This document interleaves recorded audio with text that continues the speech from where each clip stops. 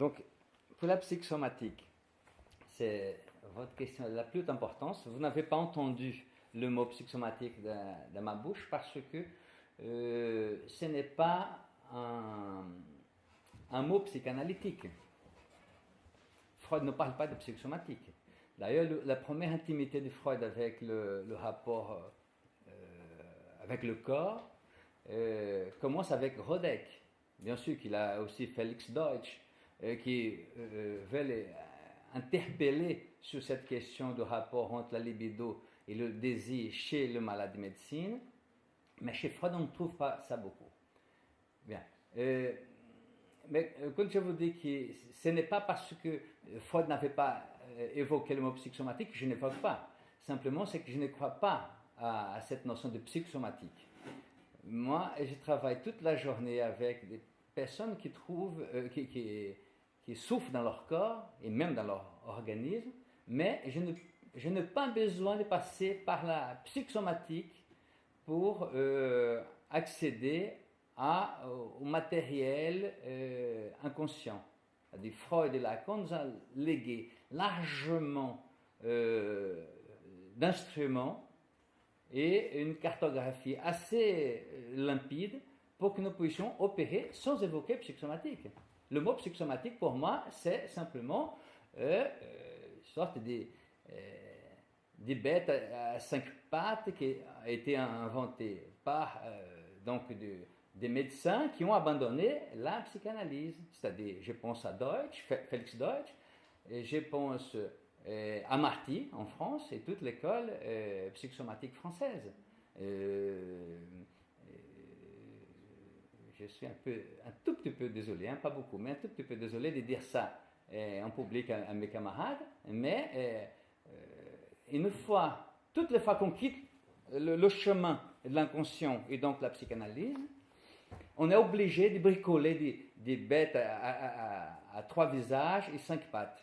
C'est inévitable. On voit ça. Julien Faugeras évoquait tout à l'heure la question des maladies nouvelles. Jean-Baptiste Léguy évoquait aussi la question du DSM. C'est toutes les fois qu'on quitte le chemin du langage, de la parole, et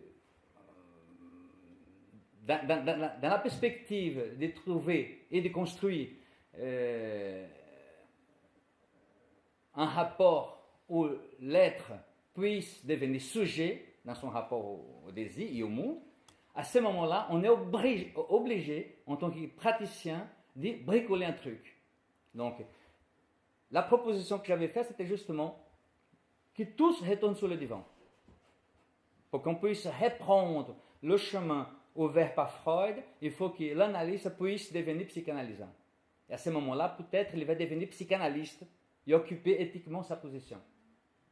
Donc, pour moi, la psychosomatique, la bioénergie, le psychodrame analytique, tout ça, ce sont des bricoles créées par le praticien qu'on cède de la position d'objet pitita pour occuper la position de maître. Je vais vous donner un exemple très clair ici, c'est ce qui s'est passé là devant vous. Donc, mon travail en tant que modérateur, c'est un peu de régler le temps pour que vous puissiez profiter du travail de mes collègues. Alors, bien entendu, c'est un mauvais rôle.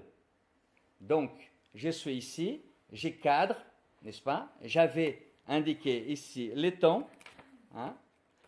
Vous avez 5 minutes, vous avez 1 minute, c'est fini. Qu'est-ce que je veux dire par là? Parce que tout à l'heure, on parlait de la position du maître, du médecin. On peut utiliser l'autorité du transfert en psychanalyse. C'est-à-dire, j'ai dit 1 fois, 2 fois, et c'est bon. 1 fois, 2 fois, et voilà. Et il y aura des conséquences parce que c'est comme ça avec le désir. Quand Diane parlait de Constantkraft, c'est un mot freudien. Freud, qui était un neurologue à l'époque, il parlait de cette force constante. C'est-à-dire, c'est ça, la libido. Et ça insiste d'un côté. Et si ce n'est pas possible de ce côté-là, elle va dévier de l'autre. Et ainsi de suite. N'est-ce pas? Donc, ce n'est pas nécessaire de lutter. Et c'est ça l'autorité de transfert. On signale, mais on n'impose pas. Taisez-vous, madame, etc. Ou de l'autre côté, non, vous êtes obligé d'arrêter. Non, pas du tout. Voilà. C'est ça la différence entre la position du maître et la position qui est tout de même d'une autorité de transfert. Hein? Donc c'est ça, pour conclure, la question de la psychosomatique. C'est qu'inévitablement, ils ont abandonné le divan et ils sont devenus maîtres. Et en tant que maîtres, ils ont créé un dispositif qui est psychosomatique. Mais non, ce n'est pas nécessaire. Juste les Freud et Lacan, ils opéraient pour que ces expressions du corps, somatique, puisse être dénouée, que cette libido puisse être dénouée et puisse circuler de manière fluide dans la vie. Et à ce moment-là, on n'a pas le temps pour tomber malade. Il faut dire tout de même que, par exemple, chez moi, on ne tombe pas malade.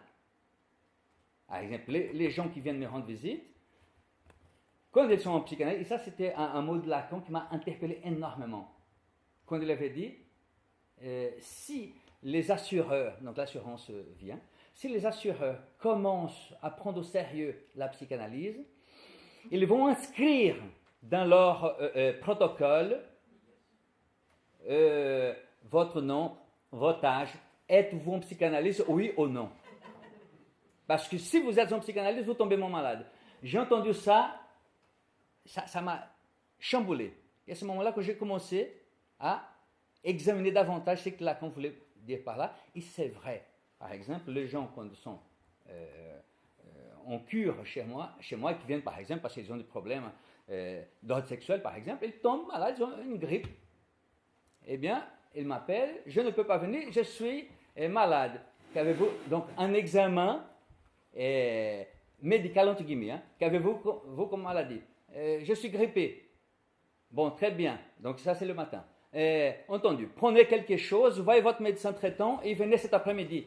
Non, mais je suis malade, vraiment. Très bien. Donc, à demain. Voyez-vous, c'est comme si j'étais en train de ne pas accepter qu'elle tombe malade. Et à un moment donné, quand elle est plus fort que moi, dans le sens de qu'elle dit non, je suis malade, je ne viendrai pas toute la semaine. Entendu. Donc, à la semaine prochaine, et n'oubliez pas d'amener le règlement des sciences manquées. Alors, je ne sais pas ce qui se passe. Le lendemain, il est là, bien sûr, furieux, n'est-ce pas? Mais le travail progresse. Qui m'a enseigné ça? C'était le malade de médecine. Tout ça, c'était les malades de médecine et de Freud et de Lacan. Par exemple, des personnes qui ne répondaient pas à un protocole hématologique, et qui à un moment donné commence à parler de son rapport avec sa mère, avec son père, et moi juste en train d'écouter. Et bien entendu, je fais mon travail des petits psychanalystes à l'hôpital.